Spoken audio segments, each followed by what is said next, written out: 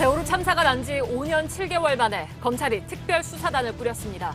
참사 당일을 중심으로 지금까지 나온 의혹들을 전면 재수사하기로 했습니다. 정부가 강남권을 중심으로 서울의 27개 동을 분양가 상한제 적용 지역으로 지정했습니다. 집값이 안 잡히면 추가 대책도 내놓겠다고 했습니다.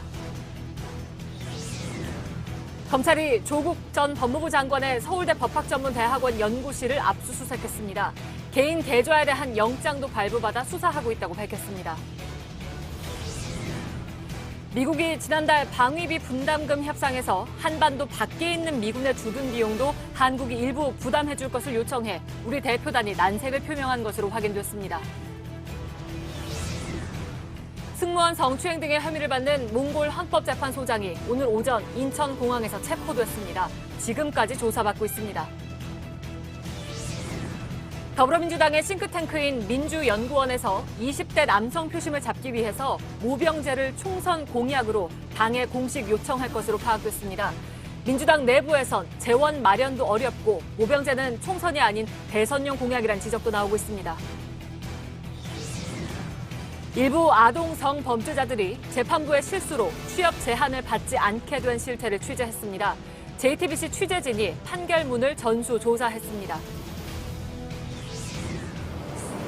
지하철마다 이런 분홍색 의자들이 곳곳에 놓여 있습니다. 임산부 배려석이죠. 도입된 지 7년째입니다. 비워두기를 권장하고 있는데 수년이 지난 현실은 어떨까요? 오늘 밀착 카메라에서 취재했습니다. 수소 전기차가 도시를 밝히는 시대로 현대 수소전기차. JTBC의 뉴스룸을 시작하겠습니다. 그 배 세월호는 이제 그날의 진실을 비로소 수면 위로 모두 올려놓을 것인가? 검찰이 오늘 세월호 참사를 둘러싼 의혹들에 대해서 전면적으로 다시 수사하겠다고 밝혔습니다. 참사가 발생하고 5년 7개월 만입니다. 이번 수사는 참사 당일 현장의 구조 과정, 정부의 대응에 초점이 맞춰져 있습니다. 그날의 시간을 정밀하게 나누어서 모든 의혹을 매듭짓겠다는 것이 검찰의 목표입니다. 먼저 신아람 기자의 보도입니다. 청문회 때 우리 박주민 의원님께서 특별법이 곧 만들어지면은 검찰에서 좀 수사팀을 만들어서 좀 챙겨봐 달라고 하셔서 또 사건이 접수가 되면은 저희가 하여튼 종합적으로 이렇게 잘 검토를 해보겠습니다.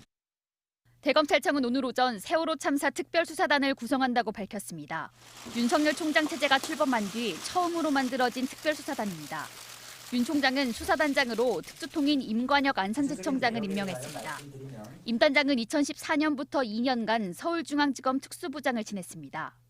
수사팀엔 부장검사 2명과 평검사 5명에서 6명 등 총 10명 안팎의 검사가 투입됩니다. 실제 수사를 담당할 부장검사로는 용성진 영동지청장 등이 꼽히고 있습니다.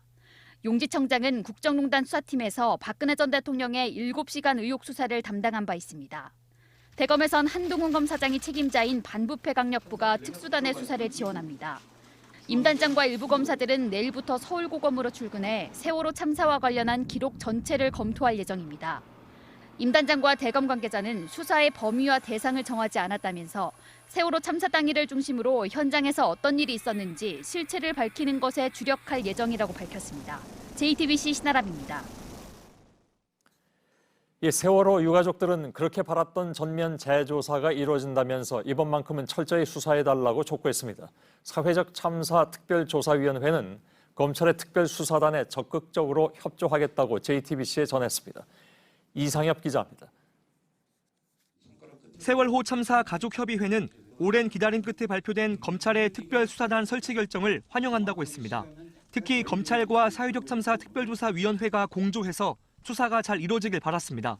영상으로는 본 증거가 있는데 거기에 합당하는 또 타당성을 또 제시를 해야 되는 게 지금 특조위 또 일이에요. 특조위는 자료를 갖고 있고 검찰은 이 자료를 또 모아낸 입장이 되잖아요.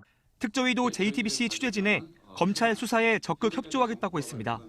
최근 특조위가 공개한 당시 영상에서 헬기가 아닌 배로 4시간 41분 만에 이송된 고 임경빈 군의 어머니도 JTBC에 입장을 전했습니다. 아이에 대한 적절한 치료가 전혀 이루어지지 않았고 견빈이만 있는 게 아니고 세월호에 승객들이 있었는데 왜 당시 해경 지휘부를 철저히 수사해달라고도 요청했습니다.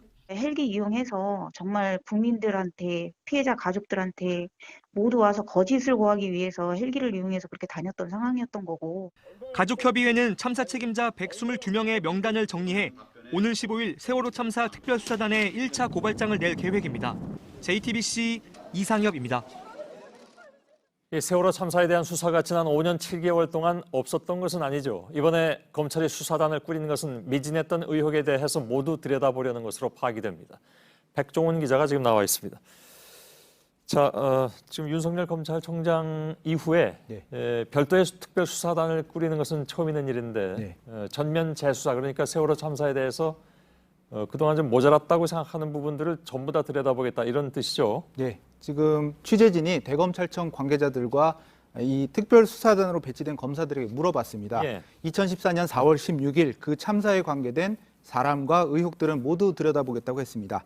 참사 원인, 구조 상황, 대응 체계, 수사 방해 의혹 등 같은 의혹들과 4월 16일 관계된 모든 사안을 수사하겠다는 것이고요. 대상과 범위를 한정하지 않고 당일 현장 또 정부가 어떻게 움직였는지 그런 것들을 모두 살펴보겠다고 했습니다. 수사 우선순위는 뭐 당연히 있을 것 같은데 일단 세월호 참사 가족협의회가 조만간에 세월호 참사와 관련해서 책임자 122명을 고발한다, 이런 방침이잖아요. 아무래도 그 중심으로 먼저 시작할까요? 네, 그렇습니다. 가족협의회가 고발할 122명엔 박근혜 전 대통령, 당시 법무부 장관이었던 황교안 자유한국당 대표, 김기춘 전 비서실장 등이 들어 있습니다. 박 전 대통령은 사법농단 수사를 받았지만 이 세월호 참사와 관련된 혐의로 직접 재판에 넘겨지지는 않았고요. 황 대표는 조사나 수사를 받은 바가 없는데 특수단이 앞으로 어떻게 조사할지가 좀 주목이 됩니다. 또 지난달 31일이었죠. 세월호 참사 특조위가 생존 가능성이 있는 임경빈 학생이 헬기로 옮겨지지 않아서 병원에 4시간 넘게 걸려 도착한 점을 밝혔는데 대검 관계자들도 이런 문제들도 수사단에서 살필 것이라고 말했습니다. 그동안의 수사가 아까 말씀드린 대로 있었던 적도 많이 있기 때문에 뭐 다 기억하기는 어렵습니다만은 어떤 것들이 있었습니까? 일단 처음부터 좀 짚어보면 검찰은 참사 직후에 해경과 합동수사본부를 구성해 수사를 했었습니다. 김경일 당시 해경 123 정장과 김한식 청해진 해운 대표 등이 기소가 됐고요. 유병헌 전 세무그룹 회장 일가 사람들 모두 기소가 됐습니다. 국정농단 수사 때 특검팀이 박근혜 전 대통령의 세월호 참사 당일 행적, 이른바 7시간 의혹에 대해서 수사를 했고 대처 시간 같은 것들을 일부 밝혀내긴 했습니다. 우병우 전 수석 등이 2017년에 세월호 수사 외압을 행사했다는 의혹으로 수사를 받았지만 일단 기소가 되진 않았습니다. 세월호 특조위를 방해한 혐의로 해수부 장관 그리고 조윤선 전 정무수석 등이 기소되기도 했습니다. 이런 내용들을 모두 살펴보겠다는 겁니다. 다시 본다는 얘기인가요? 그러니까 기소가 됐거나 뭐 재판이 열린 것도 있잖아요. 그래서 다 끝난 것도 있는데 그것까지 다 다시 본다는 얘기는 아니죠. 재판이 열린 것까지는. 일단 수사 진행됐던 것도 모두 보겠다는 것이고 재판이 진행됐더라도 미진했다는 점이 있다면 살펴보겠다는 것입니다. 그런가요? 대표적인 것이 일단 수사 중인 것에는 그 세월호 CCTV 영상 녹화 장치 DVR이라고 하는데요. 이 증거 조작 의혹이 지금 수사 의뢰가 돼서 서울중앙지검에서 수사 중이었습니다.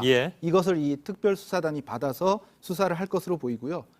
세월호 수사 관련해서 공무원이 형사 책임까지 진 것은 아까 말씀드린 김경일 전 해경 123 정장이 거의 유일합니다. 대법원에서 과실치사로 징역 3년형을 확정받았는데 특수단이 다른 정부 관계자나 구조 책임자 등을 수사해서 재판에 넘길 가능성도 있습니다. 알겠습니다. 백종원 기자였습니다.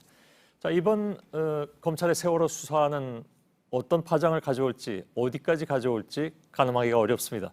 세월호 수사에 외압을 가했다는 의혹을 받는 인물 중에는 박근혜 정부 시절의 법무부 장관이었던 황교안 한국당 대표도 있습니다. 검찰의 재수사 발표에 대해서 황 대표는 떳떳하다면서도 검찰 조사에 응할 것이냐는 질문에는 답하지 않았습니다. 임소라 기자입니다. 지난 4월 세월호 5주기 추모식에서 황교안 자유한국당 대표는 책임감을 이야기했습니다. 사고 당시 지난 정부에 몸담고 있었던 사람으로서 무거운 책임감을 느낍니다. 검찰의 재수사 발표가 나온 오늘은 불만을 드러냈습니다. 검증이 끝난 이야기들을 반복하는 이런 행태에는 고쳐져야 한다고 생각합니다. 떳떳하지 못한 일을 하지 않았다. 반복 조사에도 문제가 될 것은 없다고도 말했습니다.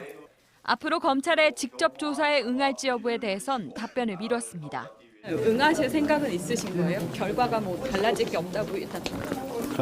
나중에 얘기합시다. 한국당에서는 재수사 결정에 제1야당 대표를 흠집내려는 의도가 깔려 있는 게 아니냐는 목소리가 나오고 있습니다. 수사 과정과 결과가 내년 4월 총선에 영향을 미칠 수도 있기 때문입니다. 최근 황 대표는 세월호 유가족들이 부실 보도 책임자로 지목한 이진숙 전 MBC 보도본부장을 인재 영입 대상에 포함시켜 논란이 되기도 했습니다. JTBC 임소라입니다. 민간 아파트에도 분양가 상한제가 적용되는 지역이 오늘 발표됐습니다. 집값 불안에 5년 전에 접었던 정책을 다시 살린 것입니다. 서울의 27개 동이 우선 지정됐는데 그중에 22개 동은 강남 4구에 몰려 있습니다. 참여정부 시절에 버블 세븐과 비교하면 서울만 대상으로 삼고 그 안에서도 동별로 세분화했다는 것이 특징입니다. 이른바 핀셋 규제 방식입니다. 뛰는 집값도 잡아야 하지만 주민 반발과 부작용도 의식해야 하는 정부의 딜레마가 반영되는 것으로 보입니다. 정재우 기자입니다. 분양가 상한제가 적용되는 지역은 서울 27개 동입니다. 반포, 압구정, 잠실 등 강남 4구에 22개 동이 몰렸습니다. 이른바 마용성 지역에서도 대규모 재개발이 예정된 아현, 한남 등 4개 동이 들어갔습니다. 영등포구도 여의도동 한 곳이 핀셋 지정됐습니다. 주로 한강 주변의 상징성이 큰 지역들이 대상이 된 겁니다. 최근 분양가격 상승률이 높고 집값 상승세가 지속되어서 시장 영향력이 큰 서울을 중심으로 지정 요건 충족 지역을 구 단위로 선별을 하였습니다. 이 지역에선 민간 아파트 분양가도 제한됩니다. 땅값의 건축비를 합한 수준에서 분양가를 정하고 지자체 심의도 받아야 합니다. 이 경우 분양가는 주변 아파트 시세보다 20에서 30% 낮아질 것으로 보입니다. 재개발, 재건축 아파트는 내년 4월 이후 입주자를 모집하는 단지부터 대상이 됩니다. 분양을 받을 경우엔 2에서 3년은 실제 살아야 하고 최대 10년간 집을 팔 수 없습니다. 그래도 집값이 잡히지 않을 땐 정부는 추가 대책도 내놓겠다고 예고했습니다. 분양가 회피 시도가 확인되면 분양가 상한제 적용 지역으로 추가 지정하고 시장 불안 움직임이 확대될 경우 모든 정책 수단을 동원하여 추가 대책을 강구하겠습니다. 이처럼 서울을 묶는 반면 지방은 규제를 풀기로 했습니다. 부산과 경기도 남양주, 고양시 일부는 8일부터 대출 규제를 받는 조정 대상 지역에서 빠집니다. JTBC 정재우입니다. 분양가 상한제 대상이 된 재건축 시장은 직격탄을 맞은 분위기입니다. 당장 강남 재건축발 집값 상승세는 꺾일 것으로 보입니다.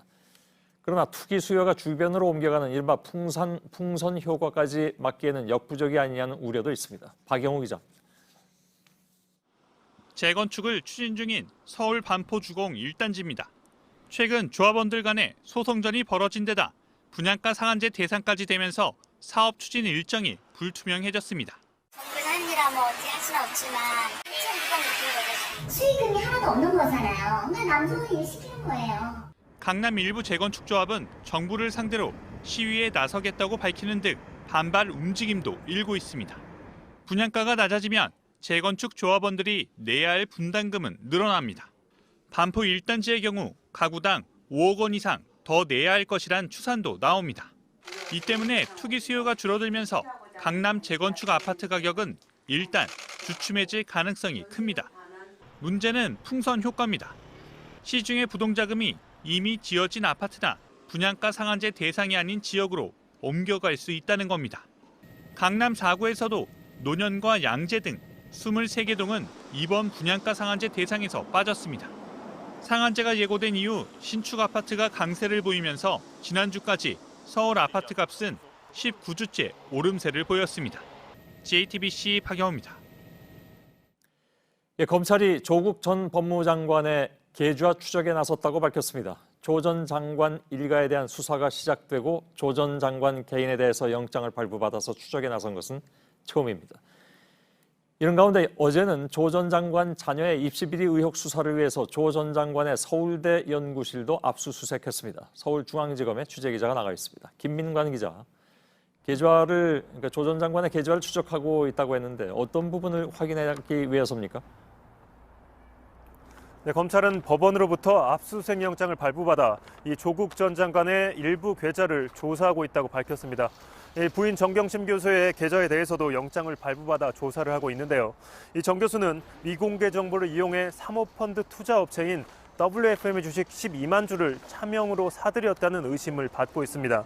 이 검찰은 정 교수의 주식 매입 당시 이 조 전 장관의 계좌에서 빠져나간 5천만 원이 이 주식 투자와 관련이 있는지 등을 확인하고 있는 것으로 보입니다. 네. 어제는 조 전 장관의 서울대 연구실에 대해서도 압수수색을 했죠. 네, 그렇습니다. 검찰은 어제 처음으로 조 전 장관의 서울대 연구실을 압수수색했습니다. 조 전 장관 자녀를 둘러싼 입시비리 의혹을 조사하기 위해서입니다. 이 검찰은 어제 압수수색을 통해 서울대 공익인권법센터 인턴 증명서 허위 발급 의혹을 둘러싼 추가 자료를 확보한 것으로 전해졌습니다. 압수수색에는 조 전 장관의 변호인만 입회했습니다. 예. 자, 그 부인과 동생에 대한 수사는 어떻게 돼가고 있습니까? 네, 정 교수는 어제 구속 이후 5번째 검찰 조사를 받았습니다. 집중적으로 조사가 이루어진 부분은 사모펀드 비리 의혹입니다. 이제 이 정 교수에 대한 구속 만기일이 일주일도 남지 않았는데요. 검찰은 구속 만기 전에 이 정 교수를 재판에 넘길 것으로 보입니다. 한편 조 전 장관의 동생 조모 씨에 대한 조사는 건강상의 이유 때문에 차질을 빚고 있는 것으로 전해졌습니다. 이 검찰은 충분한 조사 시간을 확보하지 못했다며 구속기간 연장 신청을 검토 중이라고 밝혔습니다. 알겠습니다. 김민관 기자였습니다. 어젯밤에 미국의 국무부 차관보와 방위비 분담금 협상 미국 측 대표가 나란히 방한했습니다. 지소미아 문제 그리고 방위비 분담금 협상과 관련해서 한국 정부에 전달하고자 하는 미국의 메시지가 있는 것으로 해석이 됩니다. 특히 방위비와 관련해서는 저희 JTBC 취재 결과 미국 측이 지난 2차 협상에서 한반도 밖에 있는 미군에 드는 비용에 대해서도 한국이 분담을 해야 한다는 주장을 펴면서 우리 측과 논리 다툼을 벌이는 것으로 확인됐습니다. 우리가 받아들이기 힘든 주장을 이렇게 내놓고는 철회의 대가로 방위비를 껑충 올리려는 것은 아닌지 우려가 커지고 있습니다. 김소현 기자입니다. 지난달 말 하와이에서 열렸던 한미 방위비 분담금 제2차 협상입니다. 외교 소식통에 따르면 미국 측은 이 협상에서 미국의 새 인도태평양 전략에 한국이 동맹으로서 참여해달라고 요구했습니다. 미국의 지역 방어 전략이 바뀌었으니 한국이 동맹이라면 한반도 바깥에 있는 미군 유지 비용도 일정 부분 내라는 뜻입니다. 이 같은 요구에 우리 대표단은 주한미군의 주둔 경비만 나눠낸다는 현행 분담금 협정 SMA에 어긋난다며 반대한 걸로 확인됐습니다. 또 소파 협정에도 주한미군의 주둔비만 한국이 일정 부분 부담한다고 돼 있는 점도 재차 강조했습니다. 양측 주장이 이렇게 접점을 찾지 못한 상태에서 2차 회의는 막을 내렸습니다. 이에 따라 어제 미국 측 드하트 대표가 한국을 찾은 건 자신들의 주장을 다시 한번 설명하고 한국 측 반응도 파악하기 위한 걸로 보입니다. 실제로 드하트 대표는 8일까지 머물며 SMA의 비준 권한을 갖고 있는 의원들도 만날 예정입니다. 우리로선 당연히 극복해야 할 압박이지만 미국이 수용하기 힘든 조건을 일단 내건 뒤 우리가 방어에 급급하는 사이 방위비 총액을 인상하려는 전략이란 분석도 나옵니다. JTBC 김소현입니다. 몽골의 헌법재판소장인 오드 바야르 도르지가 인천공항에서 체포됐습니다. 승무원을 성추행했다는 혐의입니다. 지금 경찰에서 조사를 받고 있고 또 다른 승무원을 성추행한 혐의가 있는 수행원에 대해서도 체포영장이 발부돼 있습니다. 하혜빈 기자입니다. 오드 바야르 도르지 소장이 인천국제공항에 도착한 건 오늘 오전 8시 30분쯤입니다. 인도네시아 발리에서 열렸던 국제회의에 참석한 뒤 몽골로 돌아가는 길에 한국을 경유한 겁니다. 법원에서 미리 영장을 발부받아 놓은 경찰은 도르지 소장이 입국하자마자 체포했습니다.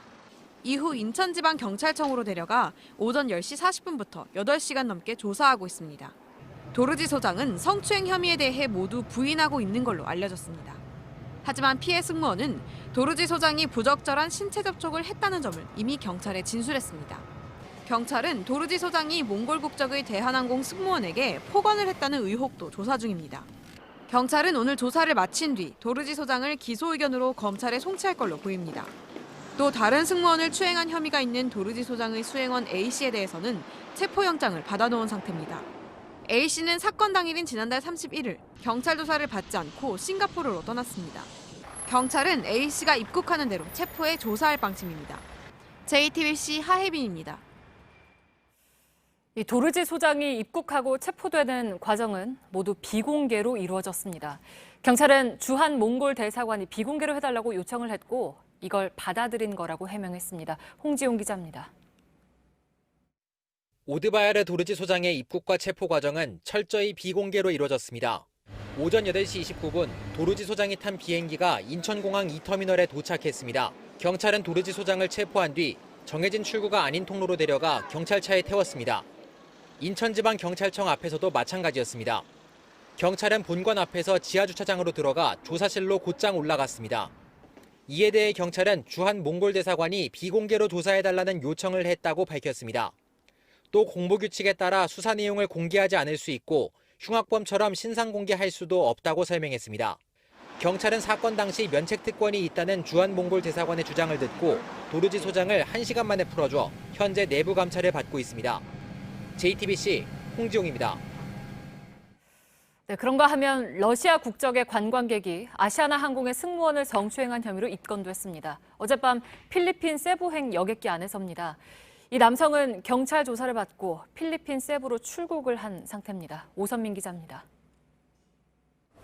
어젯밤 기내에서 우리나라 승무원을 성추행한 혐의로 30대 러시아 남성 A씨가 경찰에 붙잡혔습니다. A씨는 인천에서 필리핀 세부로 향하는 아시아나 항공기를 탔습니다. 출발 직전 여객기에서 업무를 하던 승무원의 허리를 양손으로 만지며 강제 추행한 혐의를 받습니다. 곧장 경찰에 신고가 들어갔고 오늘 새벽 경찰이 A씨를 조사했습니다. A씨는 승무원이 지나갈 때 비켜가라고 두 손으로 밀었다고 경찰에 진술했습니다. 신체를 만진 건 맞지만 추행 의도는 없었다는 주장입니다. A씨는 경찰 조사를 마치고 오늘 새벽 6시쯤 필리핀 세부로 떠났습니다. 경찰 관계자는 피해 승무원을 어제 서면으로 조사했고 귀국하면 다시 조사할 예정이라고 밝혔습니다. 경찰은 피해자 조사를 마친 뒤 A씨를 기소 의견으로 검찰에 송치할 예정인데 검찰 단계에서 어떻게 결론이 날지는 판단하기 이르다는 입장입니다. 항공기 안에서 승무원을 상대로 한 성추행은 신고 기준으로 2017년 4건에서 지난해 14건으로 늘었습니다. 올해는 8월 기준으로 이미 10건을 기록했습니다. 기내에서 일어나는 불법 행위에 대해 처벌을 강화했지만 여전히 끊이지 않고 있습니다. JTBC 오선민입니다. 독도 헬기 추락 사고 소식입니다. 어제 수습한 시신 한 구는 대구의 장례식장으로 옮겼습니다. 실종자를 더 찾았다는 소식은 아직 없습니다. 대구 연결하죠. 윤두열 기자, 어제 수습한 희생자의 신원이 파악이 됐습니까? 네, 어제 오후 수습한 희생자는 손가락이 다쳤던 선원 윤영호 씨로 확인이 됐습니다. 시신은 대구 동산병원에 안치됐습니다. 인양한 헬기 동체는 오후 6시에 김포공항 국토부 사고조사위에 도착했습니다. 제조사인 프랑스 에어버스사의 조사관들도 서울에 왔습니다. 내일부터 사고 원인 조사가 본격적으로 시작됩니다. 네, 그리고 오늘 새로운 구조함까지 이제 투입을 했는데 아직은 아무 소식이 없는 거죠? 네, 해군의 수상구조함인 광양함이 오후부터 투입됐습니다. 광양함에도 청해진함에 있는 수중 무인 탐사기가 있습니다. 하지만 추가로 실종자를 발견했다는 소식 아직 들려오지 않고 있습니다. 오늘은 날씨가 나쁘지 않아서 수색에 어려움이 없었는데 내일이 걱정입니다. 내일 아침 독도 해역에는 풍랑 예비특보가 내려져 있습니다. 네, 가족들이 좀 애가 탈 텐데 사고 수습을 총괄하는 현장 수습 지원단이 실종자 가족들이 있는 대구로 옮겨간 거죠? 네, 서울과 세종에 있던 범정부 현장 수습 지원단들이 가족이 있는 이곳 대구 강서 소방서로 옮겼습니다. 이 지원단에는 행안부와 해경, 해군 그리고 소방이 모두 모였습니다. 오늘부터 오전에 한 번, 오후에 한 번 가족들에게 수색 상황에 대해 알리기 시작했습니다. 네, 그리고 마지막으로 오늘 KBS 관계자가 거기에 갔다가 소동이 좀 있었다면서요? 네, 오전에는 KBS 측이 제공하지 않았다고 논란이 불거졌던 사고 직전 헬기 이륙 영상을 두고 소동이 벌어졌습니다. 가족들에게 KBS 관계자가 설명을 하러 왔는데 말 한마디 못하고 쫓겨났고 이후에는 문제의 영상이 가족들에게 공개됐습니다. 가족들이 오열을 했고 일부는 쓰러지기도 했습니다. 가족들은 공개되지 않은 영상이 더 있을 것으로 의심하고 있습니다. KBS 측은 이 영상을 찍은 휴대전화를 해경에 넘겼고 해경은 이를 국과수로 보냈습니다. 분석한 결과를 가족들에게 알릴 예정입니다. 또 오늘 오후에는 KBS 양승동 사장이 이곳에 가족들을 만나러 왔다가 결국 가족을 만나지 못하고 돌아갔습니다. 네, 대구에서 윤두열 기자가 전해드렸습니다.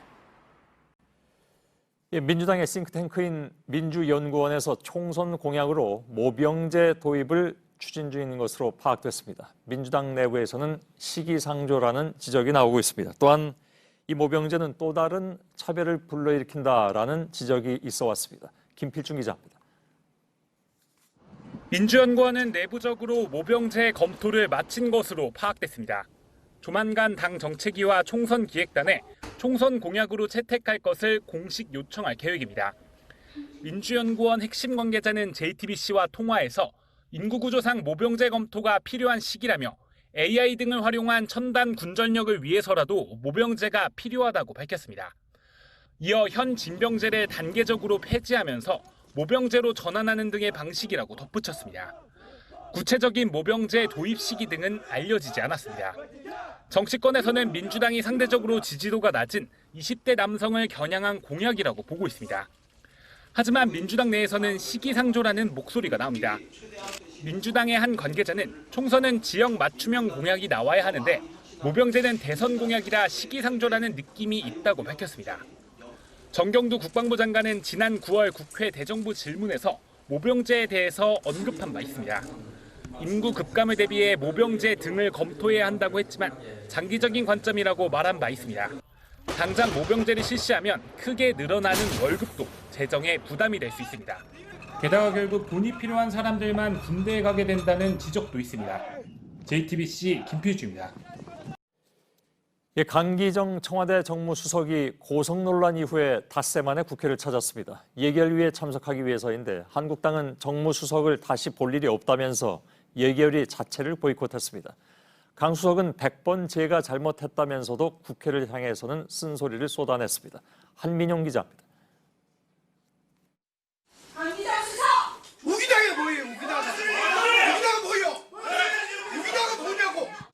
강기정 수석이 고성 논란 닷새 만에 노영민 비서실장을 대신해 국가 예산안을 심사 중인 국회를 찾았습니다. 하지만 자유한국당이 반발하면서 결국 예산 심사는 멈춰섰습니다. 강기정 수석이 국회에 올 이유가 없다는 말을 다시 한번 드립니다. 강 수석은 발길을 돌리며 사과의 뜻을 밝히면서도 그날 정의용 실장과 나경원 의원의 원내대표와의 그 발언 속에서 된 얘기에 불쑥제가 끼어든 건 100번 제가 잘못된 겁니다. 그대로 물러나지는 않았습니다. 그런데 되돌아 그날 하루 종일 다시 한번 영상을 돌려보고 해보십시오. 7분 질의해놓고 답변하라 해놓고 답변 기회도 안 주거나 또 답변을 했는데 어거지다 이런다거나. 강 수석은 나 원내대표를 직접 찾아가겠다는 뜻을 밝혔지만 한국당은 강 수석의 파면과 청와대의 사과를 강하게 요구하고 있습니다. 야당을 중심으로 강 수석이 청와대와 야당 사이에 소통과 조정의 역할을 해야 할 정무수석으로서 자격을 잃었다는 주장이 나오는 가운데 바른미래당은 내일 국회에 올 이낙연 국무총리에게 대국민 사과를 받겠다는 입장을 내놨습니다. JTBC 한민용입니다. 황교안 자유한국당 대표가 오늘 보수 대통합을 논의하자고 제안했습니다. 통합의 대상으로 유승민 의원과 우리공화당을 지목했는데 양쪽 모두 통합의 조건으로 탄핵을 언급했습니다. 유 의원은 탄핵을 인정하면 대화를 시작할 수 있다고 했고 그와 반대로 우리공화당은 탄핵을 받아들이는 통합은 안 된다고 했습니다. 강희연 기자입니다. 한국당 황교안 대표는 예정에 없던 기자회견을 열고 보수 통합을 본격 추진하겠다고 했습니다. 통합 논의를 더 이상 늦출 수 없습니다. 이제 그동안 물밑에서 하던 논의를 본격화하고 당내엔 통합 논의기구를, 외부엔 통합협의기구를 만들자고 했습니다.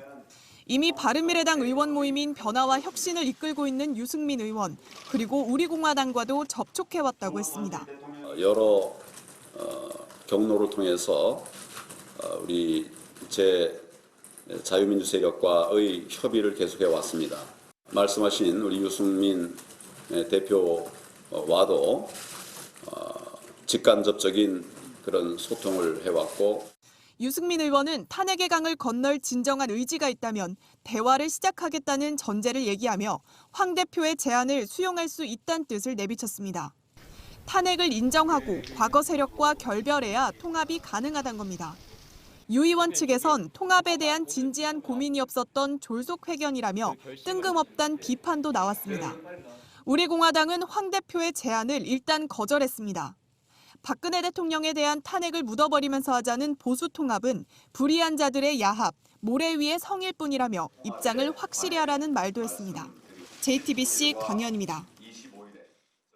자유한국당에서도 내년 총선에 불출마하겠다는 선언이 나왔습니다. 비례대표인 유민봉 의원입니다. 그러면서 중진들의 결단을 촉구했는데 중진들은 공개적으로 반발했습니다. 정종문 기자입니다. 유민봉 의원은 당을 향해 스스로 자리를 비워야 할 때라고 했습니다.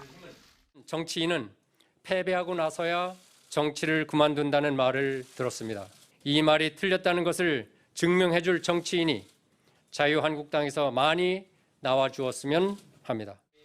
박근혜 정부 청와대에서 국정기획수석을 지낸 유 의원은 중도층을 공략하기 위해 쇄신이 필요하다고 강조했습니다. 그러면서 중진들의 결단을 촉구했습니다. 정치력이 큰 선배 여러분이 나서준다면 국민의 지지를 얻는데 더 큰 힘이 될 것입니다. 어제 김태흠 의원은 오랫동안 한국당 강세 지역을 지켜온 이들을 쇄신의 대상으로 못 박은 바 있습니다. 특히 영남권, 서울 강남 3구 등 3선 이상 선배 의원님들께서는 정치에서 용퇴를 하시든가 당의 결정에 따라 수도권 험지에서 출마해 주시기 바랍니다. 대상이 된 이들은 결심 대신 불편한 감정을 드러냈습니다. 본인은 어떻게 그런 말들이 좀 없는 점들에 대해서는 여러 가지 말들이 있어가지고. 부산 사선 김정훈 의원은 기준 없이 특정 지역만 거론한 것도 문제라며 공천 절차에 따라 교체하면 되는 것이라고 했습니다. 친박이었던 이들이 인적 쇄신을 요구하고 나선 것에 대한 쓴소리도 있었습니다. 홍준표 전 대표는 친박에서 말을 갈아탄 그들이 개혁을 포장해서 벌이는 정치쇼를 국민 여러분들은 또다시 보게 될 것이라고 했습니다. JTBC 정종문입니다. 금강산에 있는 남측 시설을 모두 철거해가라는 북한을 향해서 통일부가 다시 통지문을 보냈습니다. 공동점검단을 올려보내겠다는 내용입니다. 어떻게든 북한과 마주 앉아 얘기하겠다는 뜻이 읽힙니다. 어환희 기자입니다. 금강산 시설과 관련해 실무회담을 하자는 제안을 북한이 거절한 지 일주일 만에 통일부가 어제 북한에 2차 통지문을 보냈습니다. 이번에는 정부와 사업자들로 구성된 공동점검단을 올려보내겠다는 내용이었습니다. 북측 관계자들을 직접 만나 금강산 남측 시설 철거 요구의 진위를 알아보고 설득도 해보겠다는 전략입니다.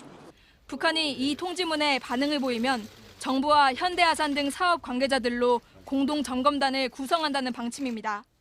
이런 가운데 북한이 시설 철거를 요구하고 나온 배경에 원산 갈마 관광지구 구상이 있다는 분석이 나옵니다. 김정은 위원장의 역점 사업인 금강산 근처 원산 갈마 관광지구를 내년 4월쯤 개장할 예정이라서 그 전에 금강산 관광시설도 새로 짓든 정비하든 조치를 취할 필요가 생겼다는 겁니다. 이와 관련 한 외교 소식통은 북한이 이미 원산 갈마공항에 활주로까지 완공해놨다고도 전했습니다. 이에 따라 관광지구 개발을 위해서라도 북한이 조만간 대화에 응할 거란 전망이지만 일각에선 자체 개발이 목표인 만큼 남측 시설에 대해선 철거를 강행할 것이란 관측도 나옵니다. JTBC 어환입니다. 우리 군의 최고 법원은 국방부 고등군사법원이죠. 이 법원장은 현역 장성입니다. 그런데 이모 법원장이 군납업체에서 1억여 원이 넘는 금품을 받은 정황이 나와서 민간 검찰과 군 검찰의 강제 수사가 시작됐습니다. 송우영 기자입니다. 군은 민간과 달리 내부에 법원이 따로 설치되어 있습니다. 1심은 보통 군사법원으로 각 군별로 나뉘어 있고 2심은 국방부 고등군사법원 하나입니다. 고등군사법원이 군대 안 최고법원인 셈입니다. 법원장은 법무관들 중 선임 장군이 임명됩니다. 현재 법원장은 지난해 취임한 이모 준장. 그런데 최근 검찰이 이 준장의 비리 혐의를 포착해 강제 수사에 나섰습니다. 현역 장군이라 군 검찰과 함께 수사 중입니다. 군에 음식 재료를 납품하는 업자 정모 씨에게서 수년간 1억 원이 넘는 금품과 접대를 받았다는 의혹입니다. 검찰은 어제 국방부 고등군사법원의 법원장 집무실과 경남 사천에 있는 M사 사무실 등을 압수수색했습니다. 특히 검찰은 이 준장이 육군 법무실장과 고등 군사법원장을 지내는 등 군대 법무 업무의 최고의 인사라는 점을 이용하기 위해 정 씨가 수년간 돈을 주고 접대한 걸로 의심하고 있습니다. 국방부는 검찰이 강제 수사를 시작하자 이 법원장을 직무에서 배제했습니다. JTBC 송우영입니다. 서울에서 혼자 사는 여성을 노린 주거 침입 사건이 또 벌어졌습니다. 지하철역에서 여성의 집 앞까지 따라가서 현관문을 두드리며 위협한 남성이 검거됐습니다. 경찰이 2달 넘게 인근 CCTV를 모두 조사해서 이 남성을 잡아냈습니다. 김재현 기자입니다. 지난 8월 23일 저녁 20대 여성 A씨는 집에 돌아가던 길에 한 남성을 마주쳤습니다. 남성은 전화번호를 달라고 했고 A씨는 거절했습니다. 그러자 남성은 A씨의 뒤를 쫓았습니다. 지하철 남성역 1번 출구입니다. 남성은 이곳에서부터 길을 따라 200m 넘게 여성을 뒤쫓아갔습니다. 경찰은 인근 CCTV를 분석해 남성의 동선을 추적했고 결국 2달 뒤 남성은 같은 지하철역 안에서 붙잡혔습니다. 경찰은 주변의 CCTV 영상 60여 개를 분석했고 사건 발생 2달여 만인 지난 3일 이 남성을 검거했습니다. 경찰 조사 결과 이 20대 남성은 A씨가 사는 원룸 복도까지 따라가 현관문을 두드리고 초인종을 누르며 A씨를 위협했습니다. 남성은 데이트를 신청하려고 따라갔다고 진술했습니다. 경찰은 주거 침입 혐의를 적용해 사건을 검찰에 보냈습니다. 경찰 관계자는 신체 접촉이 없었고 관련 전과 등을 검토한 결과 성범죄 목적이 아닌 단순 스토킹으로 판단된다고 했습니다. 이른바 신림동 사건 이후에도 비슷한 사건이 반복되면서 주거 침입뿐 아니라 성범죄나 스토킹 가능성을 미리 막을 수 있는 방향으로 법률을 보완해야 한다는 목소리가 법조계에서 나옵니다. JTBC 김재현입니다. 지금부터는 뉴스룸의 탐사 보도입니다. 아동 성범죄자들이 징역형만큼 두려워하는 것은 바로 법원의 취업 제한 조치입니다. 취업 제한이 되면 학교나 학원 등 아동 청소년 시설에는 일할 수가 없게 됩니다. 작년에 법이 개정된 이후에는 재판부가 이 취업 제한 여부를 직접 판결에 명시하도록 했습니다. 그런데 판사들이 이를 모르고 아동 성범죄자 판결문에 취업 제한 여부를 표시하지 않으면 어떻게 될까요? 저희 탐사팀이 관련 판결문을 전수 분석해봤습니다. 그랬더니 13살 제자를 성추행한 태권도 관장도 또 6살 조카를 성폭행한 삼촌도 판사들의 실수로 취업 제한을 받지 않았습니다. 임지수, 이호진 기자가 전해드립니다. 서울의 한 학원가입니다. 이 근처 학원에서 일하는 사람들, 그러니까 셔틀버스 운전자부터 교사까지 모두가 거쳐야 하는 것이 있습니다. 바로 이 성범죄 경력 조회인데요. 실제로 학원 현장에서는 어떻게 이루어지고 있는지 한번 확인해 보겠습니다. 본인한테 가서 직접적으로 가서 발굴 받아오라고 해요. 왜냐면 저희는 아이들이 터치가 많은 상태이기 때문에 항상 신경을 쓰고 있죠, 저희. 학교와 유치원, 병원 등도 마찬가지. 아동 청소년 관련 시설들은 직원들의 동의를 받아 경찰을 통해 성범죄 경력을 조회합니다. 네, 경찰서에서 내주는 성범죄 경력 조회서입니다. 이렇게 아동 청소년 기관에서 일할 수 없는 취업 제한 대상자인지 여부 이걸 표시해 주는 건데요. 이 학원 측에서는 이 회신서를 받아서 관할 지자체에 제출하면 되는 겁니다. 그런데 아동 성범죄 전과가 있다고 해서 모두 취업 제한이 되는 건 아닙니다. 아동 성범죄자 중에서도 법원이 판결문에 취업 제한을 적시한 사람만이 해당됩니다. 재판부가 이를 아예 판단하지 않으면 어떻게 될까? 태권도 도장에서 13살 소녀 등을 상습 강제 추행하고 불법 촬영한 혐의로 징역 7년형을 받은 관장 A씨. 재판부는 A씨 선고에서 취업 제한 여부를 아예 판단하지 않았습니다. A씨는 복역 후 다시 태권도 도장에서 일할 수 있습니다. 15살 여중생을 한 달간 감금 성매매시켜 징역 3년형을 선고받은 B군. 6살 조카를 성폭행한 혐의로 징역 7년형을 받은 C씨도 마찬가지입니다. 모두 석방 직후 아동 청소년 시설에 취업할 수 있습니다. 법원이 선고 당시 취업 제한 여부를 판단하지 않은 채 판결을 확정했기 때문입니다. 방금 보신 3명의 판결문입니다. 이들은 모두 지난해 7월 아동 청소년 법률이 개정된 이후 선고받았습니다. 그렇다면 법원의 황당한 판단으로 취업 제한도 받지 않은 아동 성범죄자가 얼마나 될지 이호진 기자가 전해드리겠습니다. JTBC 탐사 취재팀은 아동 청소년 성보호법이 개정 시행된 지난해 7월 17일부터 현재까지 대법원 인터넷 판결 검색으로 확정 판결문을 전수 조사했습니다. 아동 청소년과 성범죄, 강제추행, 성매매 알선 등 취업 제한 여부를 판단해야 하는 판결문은 2,000건이 넘었는데요. 이 중 재판부가 취업 제한 명령 여부를 아예 판단하지 않은 확정 판결이 24건이었습니다. 절반인 12건은 항소심에서도 다뤄지지 않은 채 그대로 확정됐습니다. 아동 청소년 성범죄를 똑같이 저지르고도 누군가는 법원 실수로 판단도 받지 않고 얼마든지 어린이집, 학교 등에 취업할 수 있게 됐다는 겁니다. 10살 친딸에게 6년 동안 성폭력을 저지른 친아버지, 15살 청소년을 한 달 동안 감금하고 성매매를 시킨 일당. 이들은 모두 형기를 마치면 자유롭게 아동 청소년 관련 기관에 취업할 수 있습니다. 다른 12건은 2심에서 뒤늦게 심사했는데 5건만 명령이 내려지고 7건은 내릴 필요가 없다고 판단했습니다. 황당한 판결들은 아청법이 개정 시행된 지난해 7월부터 연말 사이에 집중됐습니다. 기존 아청법은 모든 아동 청소년 성범죄자에게 취업 제한 조치 10년을 내렸지만 2016년 헌법재판소에서 헌법에 위배된다고 판단해 개정 시행된 건데요. 2018년 7월부터는 재판부가 직접 취업 제한 여부를 판결문에 적시하도록 돼 있는데 일부 재판부가 이를 지키지 않은 겁니다. 저희 취재진이 대법원과 관련 지방법원에 직접 해명을 들어봤습니다. 대법원에서 보내온 입장입니다. 개별 사건 판결에 대해 대법원에서 입장을 표명하는 것은 적절치 않아 보인다는 겁니다. 다만 판결이 확정된 뒤라도 재심을 청구할 수 있고 개별 사건 심판이 법령에 위반됐을 경우 검찰총장이 대법원에 비상상고를 할 수 있다고 밝혔습니다. 하지만 문제의 판결을 내린 재판부가 속해 있는 지방법원 일부는 잘못을 시인했습니다. 한 지방법원의 공보판사는 법령이 개정된 지 얼마 되지 않아 재판부가 이런 부분을 간과한 것으로 보인다며 법령 개정에 대한 안내를 늘리겠다고 했습니다.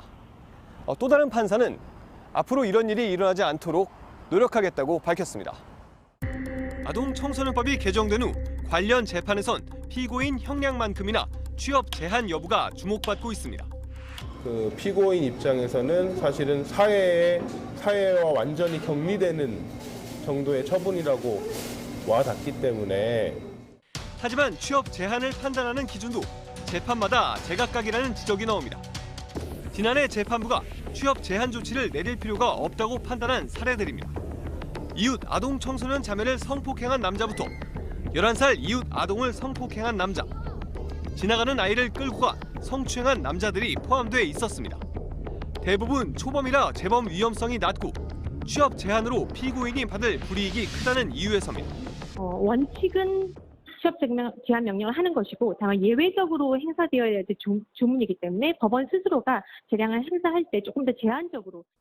JTBC 이호진입니다.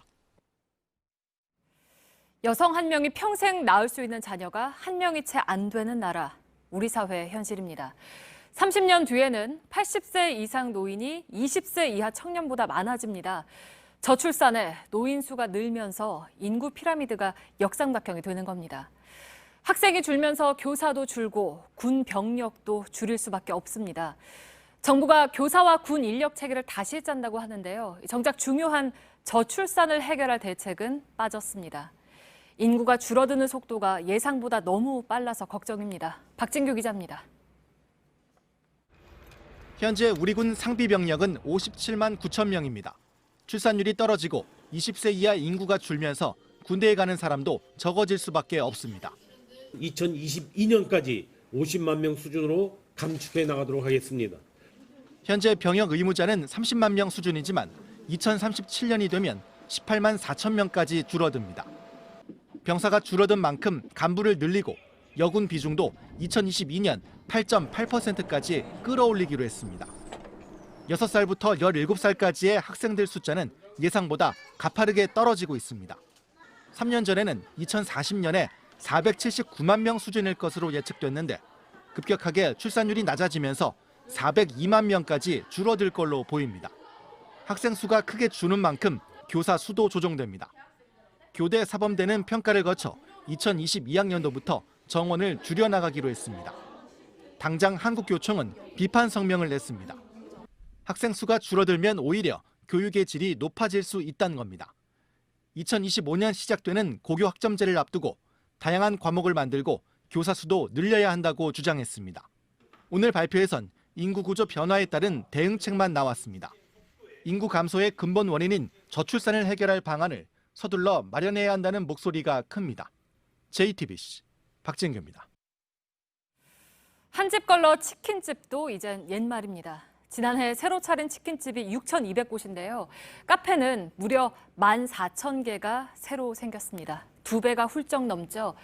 저희 JTBC에서 걸어서 2분 거리만 봐도 커피 전문점이 12곳이나 됩니다. 왜 이렇게 많아지는 건지, 장사는 잘 되는 건지 이세누리 기자가 알아봤습니다.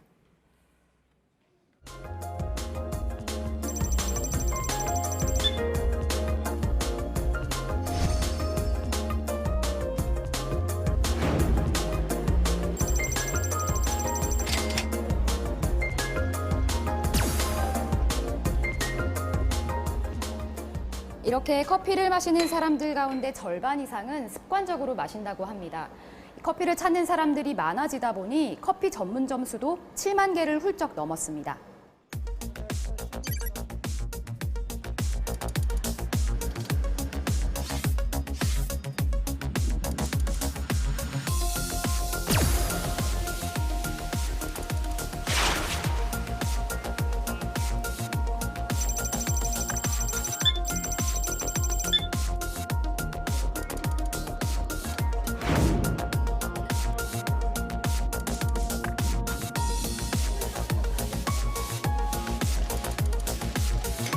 인스턴트 커피에서 원두 커피로 시장이 넘어왔듯이 이제는 다양한 스페셜티 커피를 다양한 추출 방식을 통해서 JTBC 이세누리입니다.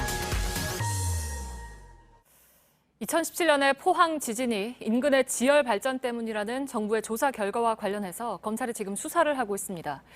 검찰은 지열 발전소가 땅 아래에다가 강한 압력으로 물을 넣어서 지진이 났던 게 아닌지 의심하고 있습니다. 비슷한 일을 겪었던 스위스 사례도 살펴보고 있습니다. 여성국 기자가 보도합니다. 검찰은 포항 지열발전 주관사와 연구기관 관계자들에게 업무상 과실치사상 혐의를 적용할 수 있는지 여부를 검토 중입니다. 혐의를 적용하려면 당시 사업 과정에서 이들이 지진 발생 가능성을 알았을 정황을 찾아내야 합니다. 만약 위험을 알고 있었다면 업무상 필요한 주의를 다하지 않았다고 볼 수 있습니다. 지진 발생에 따른 인명피해에 책임을 물을 수 있게 되는 겁니다. 일단 검찰은 미소지진, 즉 지진 규모가 1 이상 3 미만인 지진의 원인을 지열 발전을 위해 물을 강한 압력으로 넣어 발생한 걸로 의심하고 있습니다. 지난 3월 정부 조사 연구단은 지열 발전이 포항 지진을 촉발시켰다고 공식 발표하기도 했습니다. 특히 검찰은 스위스 등 해외 사례에 주목하고 있습니다. 2006년 스위스 바젤에서 지열 발전을 위해 땅을 파는 공사가 시작된 뒤 규모 3.4의 지진이 발생했습니다. 스위스 경찰은 지진 발생 15분 만에 시행사를 압수수색하며 수사에 나섰습니다. 스위스 정부는 3년 넘게 원인을 조사한 끝에 지열 발전을 위해 땅에 구멍을 뚫고 물을 주입하거나 뜨거워진 물을 뽑아내 지진이 발생한 걸로 결론냈습니다. 결국 스위스 정부는 지열 발전소의 가동을 중단시켰습니다. JTBC 여성국입니다. 지하철 9호선에서 관제 자격이 없는 직원이 관제실이 아닌 엉뚱한 데서 운행을 조정했다는 소식 최근에 전해드렸습니다.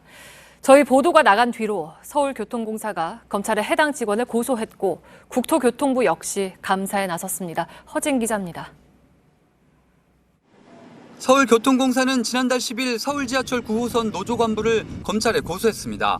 관제 자격이 없는 해당 간부가 9월 26일 열차 무선 전화 장치 TRS를 이용해 기관사에게 업무 지시를 한 게 자체 감사 결과 일부 확인됐기 때문입니다. TRS를 무단으로 사용해 기관사에게 연락하고 운행 간격을 조정했다는 겁니다. 철도안전법은 관제 자격이 없는 사람이 관제 업무를 하는 걸 금지하고 있습니다. 2014년 지하철 2호선 열차 추돌 사고는 관제의 중요성을 보여줍니다. 신호기 고장이 가장 큰 원인이지만 관제실에서 열차 간격을 제대로 조정했다면 승객 388명이 다치는 사고는 막을 수 있었기 때문입니다. 고소장이 접수된 후 서울 남부지검은 양천경찰서로 사건을 이첩했습니다. 경찰은 당시 파업을 앞둔 노조가 준법 투쟁을 하면서 피의자가 열차 간격을 넓히라고 지시했는지 수사하고 있습니다. 열차 간격이 넓어지면 그만큼 열차 도착이 늦어져 시민 불편이 커지고 사측이 여론의 압박을 받기 때문입니다. 피해자가 관제실이 아닌 곳에서 일반 시민이 이용하는 스마트폰 앱을 보고 열차 간격을 확인한 의혹도 수사 대상입니다. 피의자는 TRS 사용은 인정하면서도 열차 간격을 줄여 오히려 도움을 주려 했다고 주장하고 있습니다. JTBC 허진입니다. 홍콩에선 친중 세력과 반중 세력 사이의 갈등이 극단으로 치닫고 있습니다. 오늘은 친중 세력의 백색 테러를 지지해온 의원이 반중파에게 테러를 당했습니다. 김혜미 기자입니다.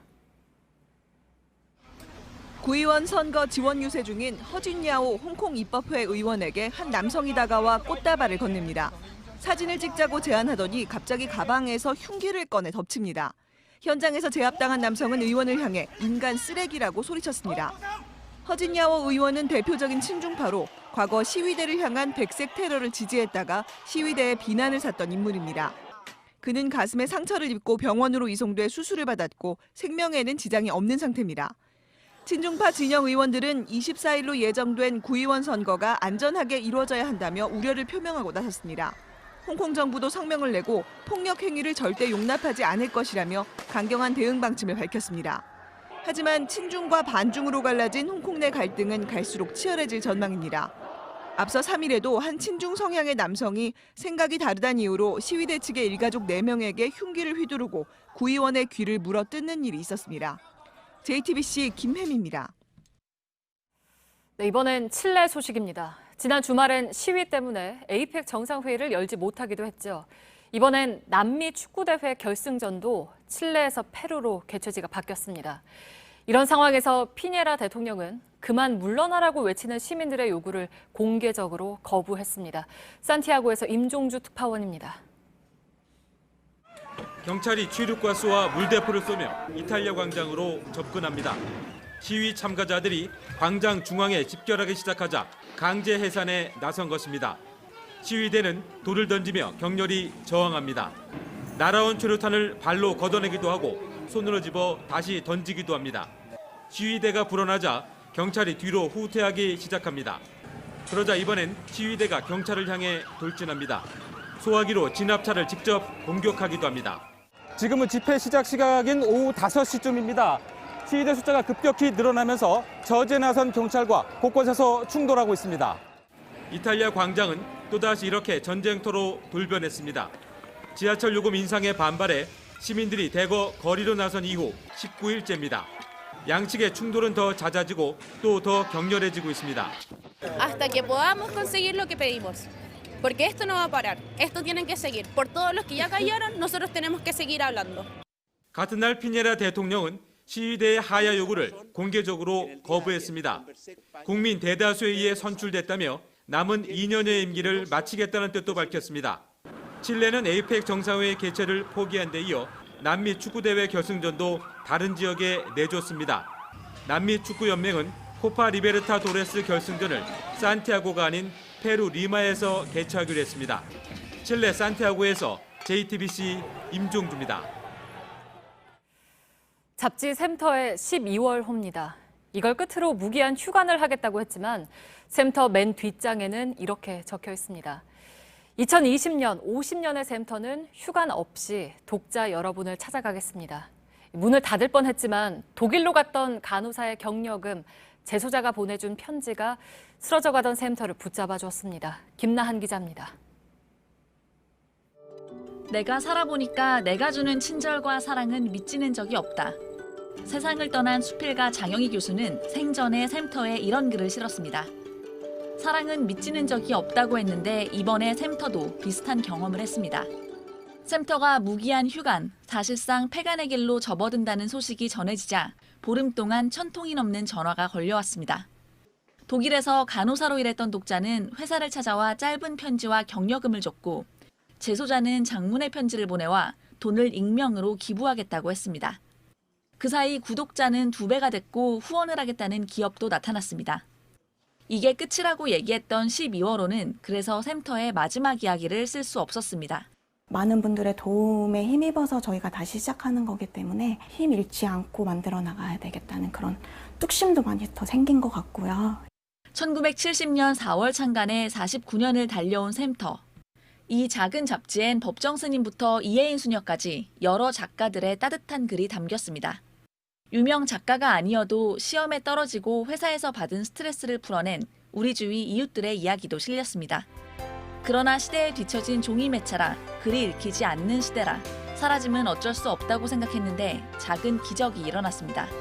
고물상도 팔아버리지 못한 책, 선생님에겐 최고의 수업 교재, 샘터가 전해온 49년의 위로는 계속 잘해달라는 격려로 고스란히 되돌아왔습니다. JTBC 김나은입니다. 영화 기생충은 봉준호 감독도 너무 한국적인 영화라서 외국인이 이해하긴 어려울 것 같다고 했습니다. 하지만 칸 영화제 최고상을 받았습니다. 그리고 이제는 북미 극장가를 흔들고 있습니다. 봉준호 감독의 재치 있는 입담도 덩달아 눈길을 모으고 있습니다. 권근영 기자입니다. 봉준호 감독이 아니라 너무 송구스러우세요. 봉준호 감독은 미국에 있어서 오늘 상은 배우 송강호 씨가 대신 받았습니다. 영화 기생충이 선물한 상이 차곡차곡 쌓이기 시작했습니다. 칸 영화제 최고상에 이어 내년 2월 아카데미상을 앞둔 할리우드에서 필름 메이커상도 받았습니다. 영화 기생충을 향한 미국과 캐나다의 뜨거운 반응과 무관치 않습니다. 한국말로 풀어낸 영화. 그래서 영어 자막을 통해서 봐야 하지만 북미 관객들의 발길이 이어지고 있습니다.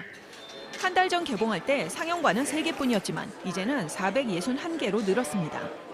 이 영화는 단 1초도 바뀐 건 없는데 여러 가지 벌어진 일들에 대해서는 저도 정신이 멍해져 실감이 잘 안 나기도 하고. 낯선 한국 영화에 뉴욕타임스도 워싱턴 포스트도 최고의 영화라는 평가를 붙였습니다. 위와 아래, 계급의 격차, 빈부의 양극화가 낳은 갈등에 대해선 언어와 문화가 달라도 깊이 공감하고 있는 겁니다. 아들아, 너는 계획이 다 있구나. 영화 속 주요 장면들을 현지 관객들 눈높이로 표현한 봉 감독의 해설도 주목받고 있습니다. 송강호에게 연기를 가르쳐주는 장면은 미국에서 이렇게 설명해줬습니다. 무슨 안셀 엘고트가 무슨 알 파치노를 연기 지도하는 것 같은 그런 느낌이라. 한국 영화가 아카데미상 후보에 왜 오르지 못하느냐고 미국 기자가 묻자 오스카는 국제 영화제가 아니라 지역 행사니까 라며 미국 영화 중심의 아카데미상을 겨냥한 촌철살인의 답변도 내놓았습니다. JTBC 권근영입니다. 경찰이 양현석 전 YG 엔터테인먼트 대표를 협박 등의 혐의로 정식 입건했습니다. 양 전 대표는 YG 소속 그룹 아이콘의 전 멤버 BI가 마약을 구매했다고 폭로한 공익 제보자 A씨에게 진술을 바꾸도록 압력을 넣은 혐의를 받고 있습니다. 경찰은 또 양 전 대표가 회사 돈으로 A씨의 변호사 비용을 대준 걸로 보고 업무상 배임 혐의도 적용해서 수사할 계획입니다. 지난해 결혼한 우리 국민 100명 가운데 9명은 배우자가 외국 출신이었습니다. 외국 출신 아내는 베트남 국적이 30%로 가장 많았고 중국과 태국이 각각 22%와 7%로 뒤를 이었습니다. 남편의 경우는 중국과 미국, 베트남 순이었습니다. 트럭과 승용차의 앞부분이 종이장처럼 구겨졌습니다. 오늘 오전 10시 40분쯤 호남 고속도로 천안 방면 전주 나들목 근처에서 승용차와 1톤 트럭 등 차량 넉 대가 추돌해서 60살 A씨가 숨지고 5명이 다쳐 병원으로 옮겨졌습니다. 경찰은 승용차가 앞서가던 1톤 트럭을 들이받으며 뒤따르던 차량 석 대가 피하지 못하고 잇따라 부딪힌 걸로 보고 있습니다. 미국 매사추세츠에 사는 한 남성이 100만 달러, 우리 돈 약 11억 5천만 원짜리 복권에 당첨된 지 18개월 만에 또 100만 달러 복권에 당첨됐습니다. 롤프 로데스는 지난 5월 한 편의점에서 산 히트 인스턴트 복권에 또 지난달 30일에는 주유소에서 산 인스턴트 잭팟 복권에 연속해서 당첨됐습니다.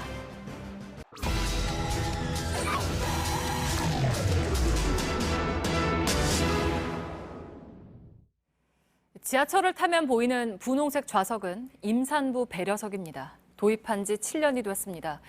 익숙해질 만도 하지만 임산부가 눈치를 봐야 하는 경우가 여전히 많습니다. 밀착 카메라 연지환 기자가 확인해봤습니다. 지하철 객실 한 칸마다 이런 교통 약자석과는 별개로 가운데 자리 양 끝에 임산부 배려석을 지정하고 있습니다. 눈에 띄기 쉽게 분홍색을 붙여서 구별해놨는데요. 누군가 앉으면 잘 보이지 않는다는 민원 때문에 바닥에는 이렇게 안내 스티커를 붙여놨습니다. 임산부 배려석 도입한 지 7년째입니다. 그 사이 이곳이 어떻게 쓰이고 있을지 밀착 카메라가 돌아봤습니다. 열차에 오르자 한 남성이 배려석에 앉아 있는 게 보입니다. 자리가 비는가 싶더니 누군가 다시 앉고 몇 정거장 갈 동안 계속 앉아 있기도 합니다. 따라 나가 물었습니다. 임산부 배려서 자주 앉으세요? 아니, 나 몰랐다니까. 못 봤네. 못 봤어요. 앉았다가 취재진을 보자 곧바로 일어섭니다. 뭐라고 앉았어요? 잠깐 앉았다고 합니다.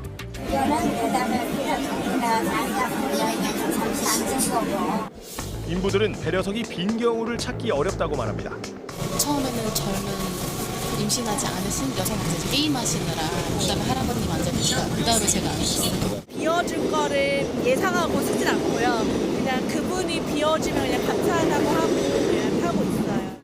서울교통공사는 임산부 배려석을 양보하는 것 대신에 완전히 비워두는 것을 권장하고 있습니다. 이곳에 앉는 게 불법은 아닙니다. 하지만 임산부들이 언제든지 앉을 수 있도록 완전히 비워두자는 겁니다. 올해 조사에서 임산부 배려석을 이용하는 데 불편을 겪었다는 임산부는 10명 중 9명에 달했습니다. 이 중 절반 넘게 자리를 양보받지 못했기 때문이라고 답했습니다. 버스에도 임산부 배려석이 있습니다. 분홍색으로 표시되어 있습니다. 실태는 지하철과 비슷합니다.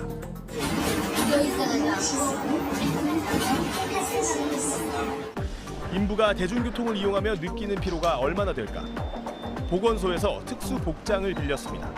지금 제가 입고 있는 게 보건소에서 빌려주는 임산부 체험복입니다. 무게가 6.5kg 정도 된다고 하는데요. 7개월이 됐을 때 늘어나는 체중과 비슷하다고 합니다. 물론 임산부 상태와 완전히 같을 수는 없겠지만 출퇴근할 때 피로도가 어느 정도 되는지 직접 보여드리겠습니다. 무게 때문에 계단 오르내리기가 쉽지 않습니다. 덜컹거리고 빠르게 흔들리는 지하철 안은 더 힘이 듭니다. 무릎이 저려 환승 통로가 길게 느껴집니다. 드디어 회사와 가까운 역에 도착을 했습니다. 숨이 좀 차고 허리가 아파오는데요. 물론 저는 임산부들이 느끼는 물리적인 무게만을 느껴봤을 뿐입니다. 정신적인 부분, 감정적인 부분까지 생각하면 이들이 대중교통 안에서 느낄 피로도는 더 컸을 겁니다. 지자체는 여러 아이디어를 내놨습니다. 부산시에선 배지를 가진 임산부가 배려석 2m 안에 오면 자동으로 불이 들어오는 장치를 설치했습니다. 공항철도는 배려석에 인형을 놓았는데 없어지기 일쑤라고 합니다. 도입 7년째 의견은 다양합니다. 왜 자리 있는데 비하세요? 앉아도 사람 오면 인터뷰 기준되지. 필요 없는 희생이잖아요. 실은 비워져 있지 않은 경우가 더 많다 보니까 좀 눈치가 보이는 건 사실이에요. 시간이 꽤 지났지만 완전히 정착하기까진 앞으로도 시간이 더 걸릴 걸로 보입니다. 배려에 동참해 주길 바라며 갖가지 방법이 나오고 있습니다. 최소한 이곳에 앉아있을 때만큼은 언제든 일어날 수 있다는 마음만 가지고 있어도 좋지 않을까요? 밀착 카메라 연지환입니다. 예, 보이는 차량마다 들이받고 사람까지 해치고 요즘 굶주린 멧돼지가 오늘도 전국 도심 곳곳을 습격하다시피 했습니다. 부산에서는 이틀 동안 20마리가 넘게 뛰어나왔다고 하죠. 외출을 자제하라는 경고방송도 잇따랐는데 우선 오늘 상황을 구석찬 기자가 전해드리고 이 문제는 지금 사실은 전국적인 문제가 돼 있기도 하고 무엇보다도 사람을 해치고 있는 상황이어서 많은 분들이 좀 불안해하시기도 하죠. 가히 멧돼지와의 전쟁이라고 해도 될 것 같은데 오늘 국내에는 몇 분 안 계신 멧돼지 관련 연구원 한 분, 서울대에서 연구하고 계신 분인데 직접 모셔서 우리가 잘못 알고 있는 것을 포함해서 여러 가지 얘기를 잠깐 좀 나눠야 될 것 같습니다. 우선 구석찬 기자의 보도부터 보시겠습니다. 화들짝 놀란 주민이 지팡이로 멧돼지를 내리칩니다. 주민을 공격했던 멧돼지가 꽁무니를 빼기 시작합니다. 황급히 달려온 경찰이 실탄 3발을 쏘고 그제서야 멧돼지가 쓰러집니다. 멧돼지에 부딪힌 80대 할아버지는 지팡이가 없었더라면 크게 다칠 뻔했습니다. 부산 황령산 아래에 있는 한 초등학교입니다. 멧돼지가 학교 주변과 아파트 주차장까지 휘젓고 다니자 경찰이 보호 활동에 나섰습니다. 무게 100kg의 멧돼지가 잡히기까지 1시간 넘게 주민들은 공포에 떨어야 했습니다. 어른들인데도 어린 애들이 오고 멧돼지 만나면 달리는 차량을 들이받고 죽은 멧돼지들도 있었습니다. 이렇게 부산에서만 이틀 새 20여 마리가 나타났습니다. 도심 한복판을 비롯해 낙동강변, 금정산 자락, 바닷가 등 장소를 가리지 않았습니다. 어제 저녁 7시 50분쯤엔 충북 옥천군청 인근에서도 멧돼지 8마리가 때로 출몰했습니다. 유해조수 포획단이 4마리는 사살했지만 나머지는 놓쳤습니다. 군청이 주민들에게 외출을 자제하라는 문자를 보내고 경고방송까지 내보내야 했습니다. 산에서 자꾸 내려오는 멧돼지가 이제 사람의 안전까지 위협하고 있습니다. JTBC 구석찬입니다. 예, 지금 보신 것처럼 멧돼지가 전국에서 때와 장소를 가리지 않고 나타나고 있죠. 지금 이 멧돼지 번식기라는 것을 감안하더라도 지금 나타나는 빈도수가 너무 잦고 또 개체수도 많다는 분석입니다. 대체 왜 이런 상황인지 대책은 있는 것인지 서울대학교에서 야생 멧돼지를 연구하고 있는 이성민 연구원이 지금 나와주셨습니다. 어서 오십시오. 예, 안녕하세요. 예, 멧돼지의 서식 및 생태를 학문적으로 연구하는 분은 거의 한 분이라고 들었습니다. 기존에 몇 분이 계셨지만은 저처럼 이렇게 집중적으로 여러 분야의 생태를 연구하는 사람은 지금 현재 없습니다. 그런가요? 예. 예. 그러니까 정확하게는 삼림 생태. 산림과학부 안에 저는 야생동물 생태를 연구합니다. 근데 제 전공은 이제 멧돼지죠. 아, 그렇군요. 예. 알겠습니다. 그 엽사 자격증도 있으시다면서요? 예, 뭐 야생동물의 그 멧돼지 개체수를 조절하려면은 우리가 엽사분들을 활용해야 되고 엽사분들이 개체수를 조절할 수 있습니다. 예. 그 엽사분들을 어떻게 정책적으로 보좌를 할 거냐면 저 역시 엽사가 되어야 그 기분을 아는 거죠. 아, 그렇군요. 어떤 부분이 부족한지를 알기 위해서 저 역시 수렵 면허증을 취득했습니다. 또 다른 면허증도 있다고 들었는데. 예, 제가 연구를 하기 위해서는 이제 멧돼지를 잡아서 위치 추적기를 달아야 되는데 그러기 위해서는 이제 마취총도 필요합니다. 그래서 경찰청의 마취총 허가증도 취득했습니다. 조금 전에 화면에 그 멧돼지의 그 두개골, 그게 뭐 수백 개가 놓여 있는 걸 봤는데 저걸 다 이성민 연구원이 수렵하신 거라면서요? 제가 엽사랑 같이 실제로 멧돼지 출현한 지점에 가서 같이 포획을 하고 제가 이제 그 샘플, 이제 아래 턱 샘플을 가져와서 저렇게 표본을 만듭니다. 아, 지금 그러니까 순전히 연구용으로 그렇게 하신 거죠? 다른 목적은 물론 아니시고. 조금 아까 그 두개골 뼈 사진이 나왔는데요. 그거 다시 한번 좀 보여주시면서 이게 왜 이렇게 위험한 건지를 좀 얘기 나눴습니다. 이건 앞에서 찍은 겁니다. 실제로 멧돼지가 공격을 하게 되면은 저기 사진에서 나오는 아래 송곳니로 공격을 하게 됩니다. 옆에 삐죽이 나와 있는 거. 저게 이제 나이가 이제 들수록 수컷은 계속 성장을 하게 되는데 저걸로 공격하게 되면 사람이 이제 이 대퇴부 쪽을 공격하게 됩니다. 높이상. 높이상 대퇴부 쪽 공격하게 되는데 대퇴부 쪽에 이제 대동맥이 지나가게 되는데 저런 큰 동물한테 이제 받치면은 대동맥에 상처를 해서 이제 과다출혈로 사망하는 경우가 있습니다. 물론 대동맥 쪽을 공격 안 받을 수도 있지만 그럴 확률이 분명히 있기 때문에 그렇죠. 그래서 위험하다. 큰 동물일수록 더 위험합니다. 아, 물론 그렇겠죠. 근데. 근데 공격을 하고 싶어서 하는 건 아니지 않을까요? 그렇죠. 멧돼지는 호랑이처럼 다른 동물을 공격하는 동물이 아닙니다. 멧돼지는 가장 위험에 맞추면은 이제 우선적으로 어떻게 도망갈까부터 생각을 합니다. 그만큼 이제 자기가 흥분을 하겠죠.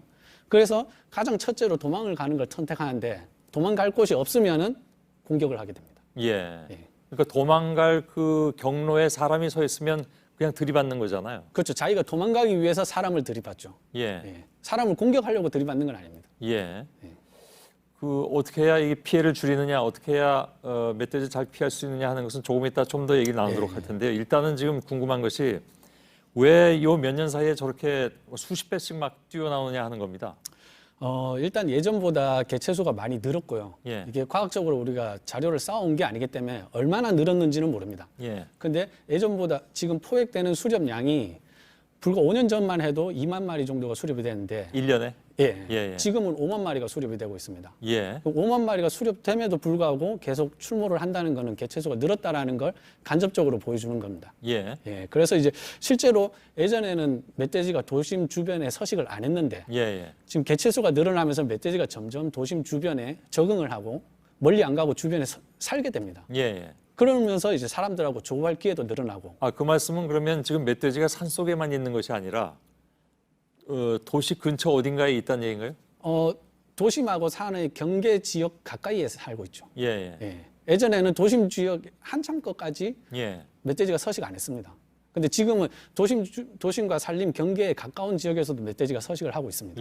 그러면 산림에서 자꾸 뛰어나온 것은 개체수가 많아져서 산림에서 먹이 경쟁이 심해졌기 때문에 뛰어나온다는 얘기겠죠? 지금 나오는 이유는 멧돼지는 겨울을 위해서 지금 가장 많이 먹어놔야 되는데 예. 산림에 먹이가 있더라도 농작물이나 다른 음식물 쓰레기 같은 더 많은 고에너지 먹이를 찾을 수가 있습니다. 예. 그래서 그 먹이 에너지를 찾으러 내려오는 거죠. 예. 산속에는 지금 먹이가 있습니다.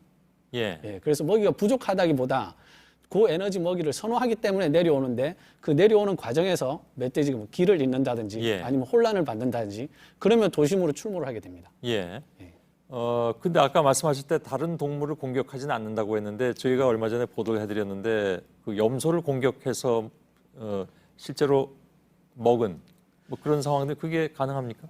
제가 그 사건을 직접 보진 않았지만은 예. 제가 활동하는 같은 엽사분과 제가 기존에 경험을 했을 때 멧돼지는 사른 동물을 직접 공격한 사례는 없었습니다. 예. 근데 대신 사체는 자주 먹습니다. 아, 그렇습니까? 예. 육식을 한다. 염소 사체, 고라니 사체 이런 사체는 먹을 가능성이 있습니다. 예. 그리고 제가 위 내용물 분석해서 이렇게 200마리 넘게 분석을 했었는데 예. 그 중에 사체는 겨울철에 고라니 사체가 발견이 됐고 예. 주로 식물성과 지렁이, 유충 이런 것만 섭식을 했었어요. 그렇군요. 근데 저희들 보도한 내용을 보면 그 염소 주인 되시는 분이 그 뭐 처음 당한 것도 아니다. 실제로 그렇게 공격을 당해서 죽었다라고 말씀하셨는데 염소가 간밤에 그냥 혼자 죽었을 리는 없는 것 같고 공격을 받는 게 맞지 않았을까요 혹시? 제가 그 사건을 안 봐서 잘 모르겠는데 그건 저는, 이해합니다. 그 공격을 했다라기보다 예. 제가 그 잘은 모르겠습니다. 그런데 사체 먹는 습성은 자주 발견이 됩니다. 분명히 있다. 예. 예. 그래서 이제 사람이 위험하다라는 거잖아요. 예. 그러니까 물론 뭐 사람을 공격해서 뭐 잡아먹겠다 이런 건 아니겠지만 이런 사례가 혹시 조금 더 축적이 되면 사람도 굉장히 위험할 수 있다라는 쪽으로 생각해도 될까요? 그렇죠. 현재도 지금 3명의 사망 사건이 일어났습니다. 멧돼지에 의해서, 멧돼지 공격에 의해서. 지금 도심 출몰이 자주 되고 점점 증가했을 때는 사람과 마주칠 기회도 늘어나는데 그럴 경우에는 사람이 더 크게 피해를 입는 경우도 충분히 고려할 만하죠. 그 왜 뭡니까 개체 수를 줄이는 게 관건이라면서요? 예. 지금 말씀드렸듯이 우리가 얼마나 늘었는지는 모르겠지만 늘은 거는 사실입니다. 그래서 이걸 예전으로 돌려야 되는데 그 개체수 줄이는 게 쉽지가 않습니다. 멧돼지는 워낙 번식력이 강하고 환경에 대한 적응력도 뛰어나서 우리가 개체수를 줄이려면은 정책도 아주 세부적으로 짜야 되고 장기적인 정책을 짜야 되고 그래서 아까 말씀드린 엽사분들도 잘 이제 구성을 해서 포획단을 구성해서 그렇게 체계적으로 조절을 해야 됩니다. 그런가요?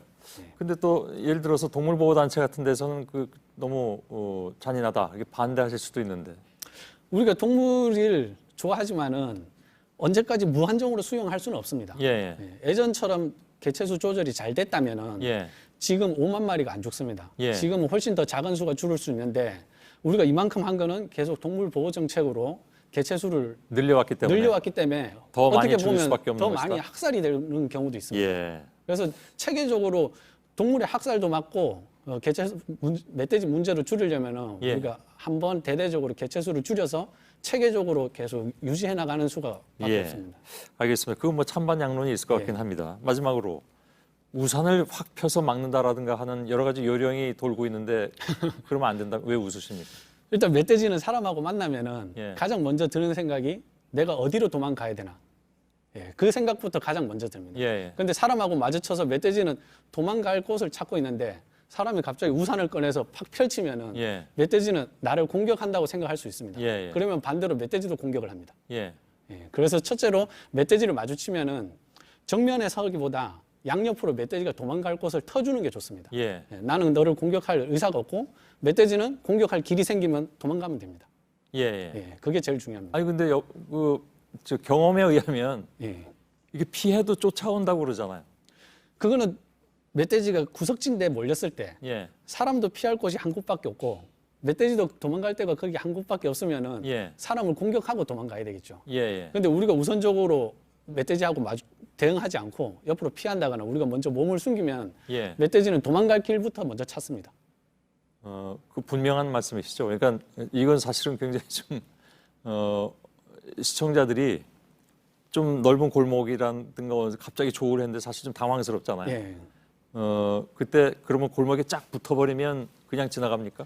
골목 안으로 들어가는 게 더 좋겠죠. 그런데 멧돼지 가장 중요한 거는 멧돼지가 얼마나 흥분했냐입니다. 예. 멧돼지가 이미 흥분을 하고 자기가 흥분된 상태에서 사람을 공격하려고 하면은 예. 우산을 들든지 뭐 어떻게 하는지 아무 소용이 없습니다. 예. 대신 그 흥분을 가라앉히게 오히려 길을 터주면은 예. 저는 우산 피는 것보다는 더 물론 그렇겠죠. 안전하다고 생각을 예. 합니다.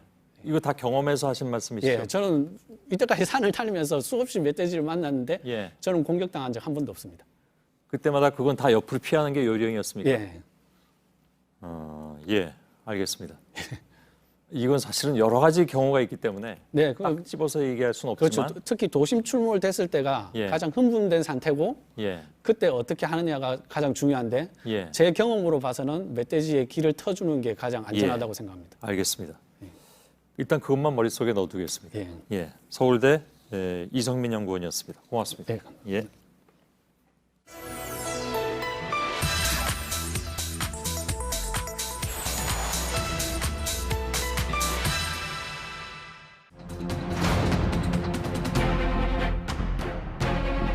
반성하고 있지 않습니다. 전혀 미안하지 않습니다.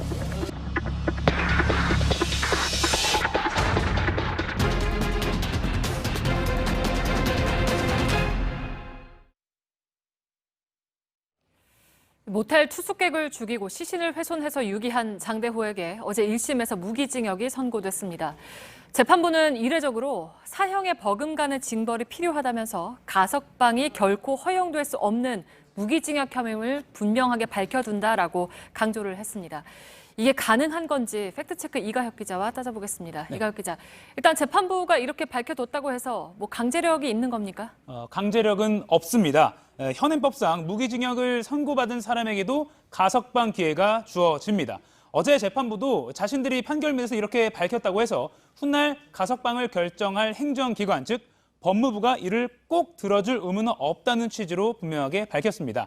그렇지만 분풀이로 살인을 저지르고도 양심의 가책조차 느끼지 않는 장대호의 경우에는 영원히 확실히 격리해야 한다고 판결했습니다. 정리를 하면 사실상 사형 폐지 국가로 우리나라가 분류되고 있기 때문에 그런 상황에서 무기징역을 선고하긴 하지만 가석방은 없어야 한다고 일종의 선언적인 권고를 한 겁니다.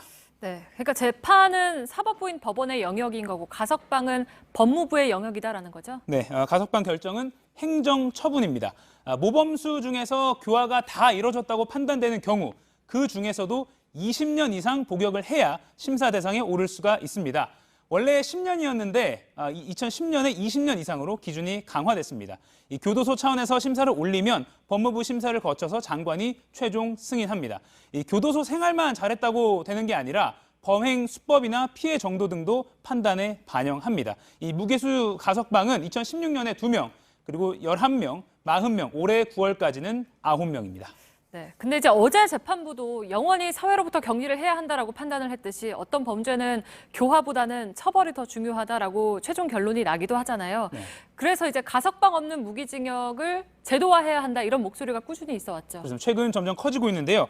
작년에 한 남성이 주점에 불을 질러서 5명을 숨지게 하고 29명을 다치게 한 일이 있었습니다. 이때도 재판부가 이 무기징역을 선고는 했는데 검찰의 사형 구형이 수긍이 된다 이렇게 말하면서 하지만 우리나라가 사형 폐지국으로 분류되는 것이 현실이다. 가석방 불가 종신형 도입에 대한 진지한 논의가 필요하다 이렇게 밝혔습니다. 어제 장대호에게 무기징역을 선고한 재판부 의견과도 비슷합니다. 우리나라는 극악무도한 범죄자를 영원히 격리시키는 차원에서 아직은 사형 제도를 인정은 하고 있지만 아시다시피 1997년 이후로 집행을 하지 않아서 사실상 사형제 폐지 국가로 분류가 됩니다. 이 사법부 입장에서는 그 다음 선택지가 무기징역이라고 볼 수 있는데 이건 가석방 가능성이 열려 있기 때문에 만약에 사회 복귀를 원천적으로 막아야 할 정도로 극악한 이런 범죄자에게는 가석방 없는 무기징역이 필요하다 이런 요구가 나오는 겁니다. 이 국회에서도 2000년 이후에 사형제 폐지하고 가석방 없는 무기징역 신설하자 이런 법안이 총 6건이 발의가 됐는데 결론이 아직 아무것도 나지 않았습니다. 네. 이번 국회에서도 법사위에 한 건이 올라와 있습니다. 더 이상 논의를 미루지 말자 이런 요구가 커지는 상황입니다. 네, 팩트체크 이가혁 기자였습니다.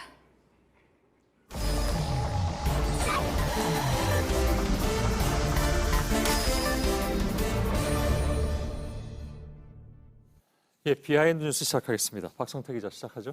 예, 첫 키워드는 니마 그 강을 건너지 점점점으로 했습니다. 그다음 마오잖아요, 원래. 예, 원래 공무도화가에서는 마오인데요. 예. 강을 건너지 말자는 측도 있고 건넙시다라는 측도 있어서 생략 그런가요? 표시로 했습니다. 예. 오늘 일단 황교안 자유한국당 대표가 전격적으로 기자 간담회를 열고 보수 통합에 대한 메시지를 내놨습니다. 예. 이 얘기를 먼저 잠깐 들어보겠습니다. 예. 말씀하신 우리 유승민 대표와도 직간접적인 그런 소통을 해왔고, 예, 소통을 해왔다라면서 보수 빅텐트를 꾸리자는 메시지를 내놨는데 처음에는 유승민 의원의 측근들이 그런 소통이 없었다라고 했는데 유승민 의원이 곧바로 입장문을 내놨습니다. 예. 입장문에는 이미 보수 통합에 대한 제안을 한 게 있는데 탄핵의 강을 건너자, 개혁 보수로 나아가자 이렇게 얘기를 했었다고 했고요. 이게 받아들여지면 통합이 가능하다는 입장이고, 그리고 직접 대화는 없었지만 몇몇 분들을 통해서 간접적으로 전해들은 바가 있다라고 얘기를 했습니다. 예. 황교안 대표도 오늘 이러한 입장에 대해서 기자들이 묻자 탄핵에 대해서는 더 이상 짚지 않는 게 좋겠다라는 취지로 얘기를 했습니다. 예. 우리 공화당은 다르잖아요, 근데. 그렇습니다. 우리 공화당에서 입장문을 냈는데요. 우리 공화당은 전혀 반대입니다. 오늘 기자회견문을 잠깐 보면 박근혜 전 대통령 탄핵에 대한 입장을 명확하게 불법 탄핵이다, 무효다 이런 대답 하나 하지 못하는 자유한국당에는 답이 없다라고 그랬습니다. 예. 홍문종 대표도 탄핵에 대해서 명확히 짚고 가야 한다고 언론 인터뷰에서 얘기했는데 오늘 황교안 자유한국당 대표는 바른미래당 즉 유승민 의원 측과 우리 공화당 홍문종 대표 측을 다 합쳐서 보수 통합을 하자라고 했는데 예. 박근혜 전 대통령 탄핵을 두고는 양측에서 전혀 다른 입장을 내놨습니다. 예.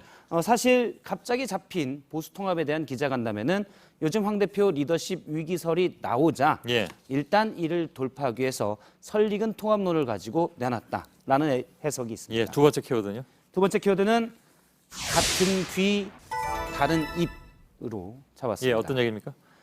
국회 정보위 얘기인데요. 국회 정보위는 정보사항을 다루기 때문에 예를 들어 국정원이나 안보사 등을 다룰 때 비공개로 회의가 진행이 됩니다. 예. 여야 간사나 위원장이 나중에 브리핑을 하는데 이 브리핑 내용이 서로 다를 때가 있습니다. 예. 먼저 최근에 있었던 국정원 국감 내용에 대한 이은재 자유한국당 간사의 브리핑 내용을 잠깐 듣겠습니다. 예. 김정은이 북미 협상 시한을 올해 말까지로 제시한 바 있어 늦어도 12월 초까지는 만날 것으로 예상된다는 보고가 있었습니다. 예, 국내 모든 정보를 총괄할 수 있는 국정원장이 저렇게 말한 것처럼 돼 있어서 바로 온라인에서 기사가 또 쏟아졌습니다. 그랬죠. 연내 북미 정상회담 열린다. 그런데 그게 뭐 현실적으로 가능해 보이지는 않는데 뭐 아무튼 예. 그렇습니다. 하지만 간사가 또 저렇게 브리핑을 하니 실제 그런 얘기가 있었나 보다 했는데 확인해 볼 수는 없고 그렇습니다. 그런데 같은 자리에서 서훈 국정원장의 얘기를 같이 들었던 이해운 정보위원장이 약 2시간쯤 뒤에 그냥 의례적인 얘기였다. 북한이 연내에 북미 정상회담을 하자, 북핵 협상을 끝내자라고 얘기했기 때문에 이게 잘 되면 연내에 하지 않겠냐는 원론적인 입장이었다고 수정을 했습니다. 그러니까 브리핑 내용을 다 믿을 수가 없게 된 건데요. 사실 같은 내용을 듣는데 이렇게 서로 입장과 표현이 다른 경우가 종종 있습니다. 예. 최근에 또 있습니까 그런 얘기가? 예. 앞서에는 해석상의 경우도 있는데 여당과 야당이 각각 정치적인 입장에 따라서 조금 톤이 다른 브리핑을 내놓는 경우가 있습니다.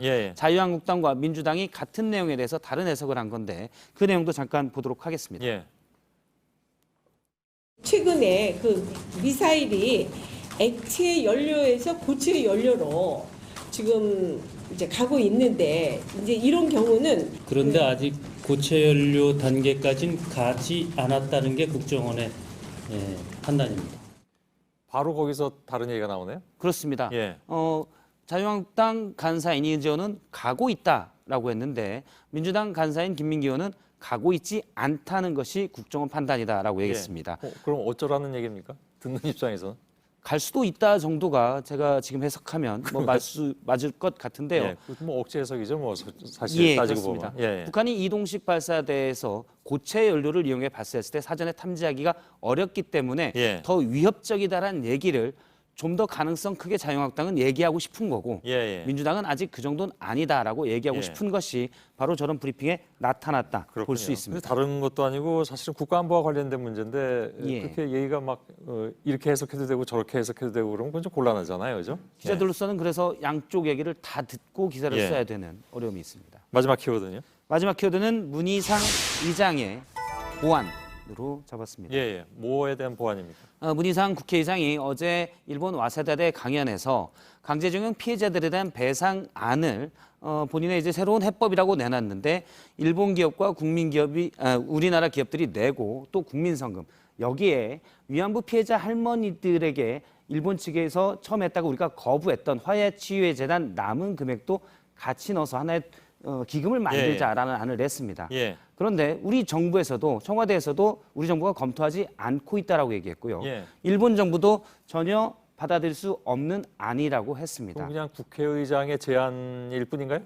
국회의장은 오늘도 이거를 빠르게 입법화를 해야 된다고 계속 강조를 했는데 예. 가장 중요한 거는 피해자 단체들이 우리가 받아들일 수 없는 안이라고 했습니다. 예. 오늘 여의도에서는 문희상 의장의 제안을 규탄하는 이런 시위가 열렸었는데요. 예.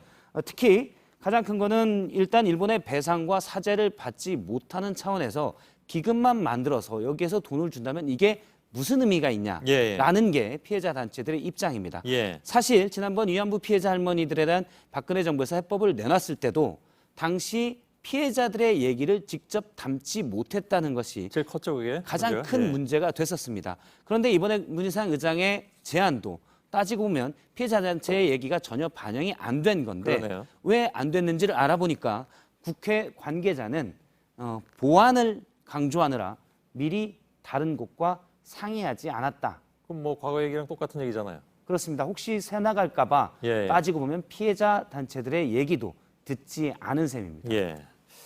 그렇군요. 박성태 기자였습니다. 수고했습니다. 내일 전국이 대체로 흐리고 강원 영동, 경북 동해안에는 약한 비가 오겠습니다. 아침 기온은 2도에서 12도, 낮 기온은 12도에서 20도로 일교차가 10도 이상 벌어지는 곳이 많겠습니다. 수도권과 일부 내륙 지역은 오전 한때 초미세먼지 농도가 나쁨일 거란 예보입니다.